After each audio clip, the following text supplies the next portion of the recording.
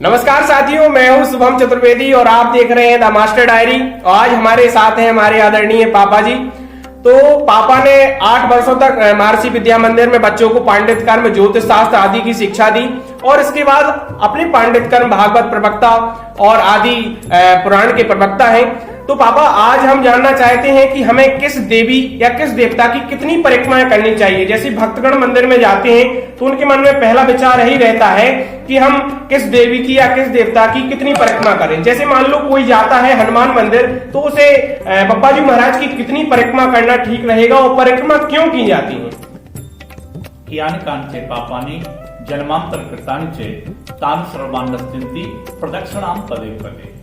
अब अलग अलग देवताओं की अलग अलग प्रकार से परिक्रमाएं की गिनती होती है। जैसे सूर्य की 7, गणेश विष्णु की 4, देवी दुर्गा की 1, लक्ष्मी सरस्वती की 1 और हनुमान जी की बिना रुके 3 परिक्रमा लगाना चाहिए। लेकिन भगवान शिव जी की आधी ही परिक्रमा करनी चाहिए, क्योंकि उनमें भगवत माँ जगदम्बा, भगवती माता पार्वती रहती हैं साथ में भगवान शंकर के, इसलिए वो जल भारी होती है, उस जल को लांघना नहीं चाहिए। इसलिए भगवान शिव को अर्ध परिक्रमा ही लगानी चाहिए।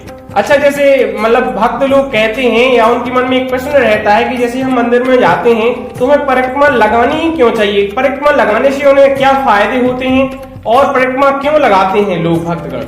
भगवान के पास पूजा पाठ, आराधना, सुलह ऋचाएं इत्यादि सब कुछ होती हैं। इस कारण से वहाँ पर वैज्ञानिक कारण एक ये भी है कि वहाँ जो वातावरण होता है वो शुद्ध होता है, प्रदूषण रहित होता है। वहाँ जाने से व्यक्ति का मनोबल बढ़ता है, संकटों से मुक्ति होती है और स्वाभाविक है भगवान के पास जाने से, परिक्रमा लगाने से उसके सब प्रकार के कष्ट दूर हो जाते हैं। अच्छा, और एक प्रश्न और रहता है, जैसे मान लो भक्तगण अपने घर में, अपने मंदिर में तमाम देवी देवताओं की मूर्तियां स्थापित करते हैं और फोटो भी लगाते हैं, तो उन्हें राधा कृष्ण की मूर्ति रखने से क्या फायदे हैं? अक्सर ब्राह्मण लोग या पंडित लोग कहते हैं कि जो भी राधा कृष्ण की मूर्ति रखता है उनके मतलब जो दुख दर्द होते हैं वो दूर हो जाते हैं। तो इसमें कितनी यथार्थता है? देखिए, राधा कृष्ण की मूर्ति घर में रखना बहुत फायदेमंद है।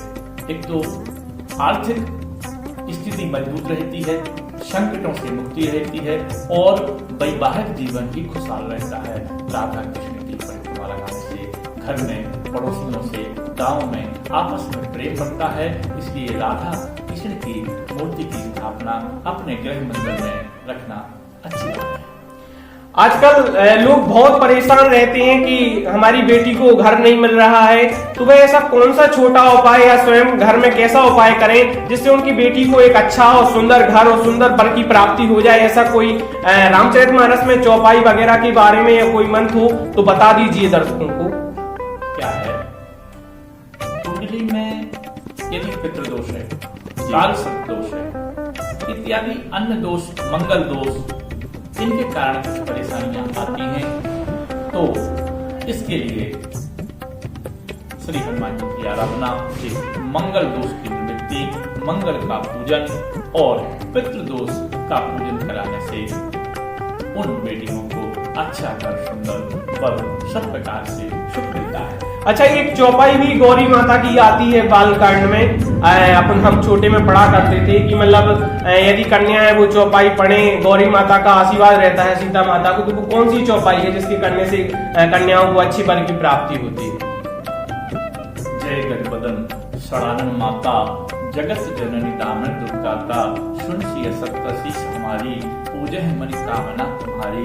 जय जय गिरबलराज किशोरी, जय महेश मुखचंद चकोरी इत्यादि चौपाइयाँ जगदम्बा माता का आशीर्वाद है, जिनसे घर पर सुंदर होता है। तो हमारे साथ थे हमारे पापा जी, और आपने जाना कि कैसे हमें परिक्रमा भगवान की करनी चाहिए, किस देवी देवता की कितनी परिक्रमा करनी चाहिए, और जिन कन्याओं को घर नहीं मिल रहा है उन्हें कौन सी चौपाई करनी चाहिए, और यदि वो कन्याएं गौरी माता के पास एक घी का दीपक रखती हैं तो उन्हें निश्चित रूप से अच्छे घर और अच्छे वर की प्राप्ति होगी। इन्हीं संवाद के साथ आप सभी को बहुत बहुत धन्यवाद, नमस्कार, शुक्रिया।